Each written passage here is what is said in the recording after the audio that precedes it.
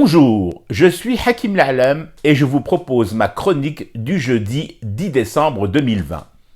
Elle s'intitule « El mécanicien ». Je crois qu'on se trompe de méthode.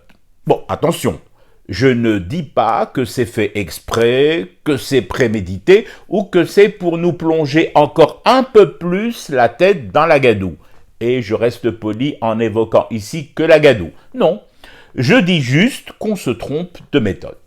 Et l'avantage, lorsqu'on se rend enfin compte que l'on se trompe de méthode, c'est qu'on peut en changer. Voilà, je m'explique. À chaque fois que le dinar dévisse, qu'il dérape, on fait appel à un expert financier pour nous éclairer sur ce dévissage.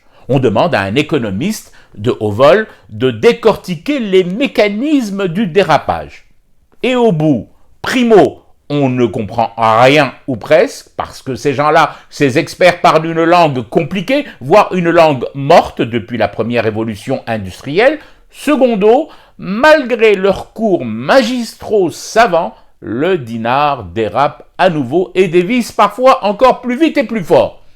C'est là qu'il faut enfin se rendre à l'évidence. Face à un dinar qui dévisse et dérape, il faut faire appel à un mécanicien. Oui, une mécanicienne, parfaitement, un mécano, un bon artisan mécano avec des mains calleuses, enduites de graisse et tout le temps couché sous une voiture.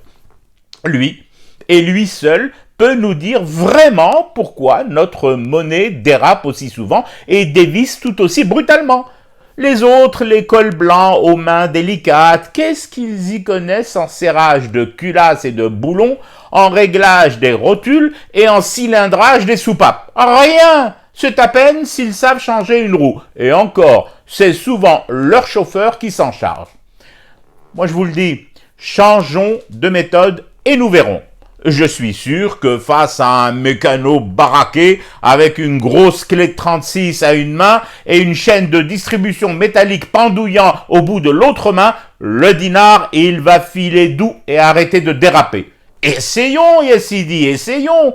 Et si malgré tout ça, ça ne marche toujours pas, nous pourrons alors tous ensemble, mécanos, experts économistes aux mains manucurées et plebs, nous réunir dans ce vaste hangar pays rempli d'épaves pour y fumer du thé et rester éveillés à notre cauchemar qui continue.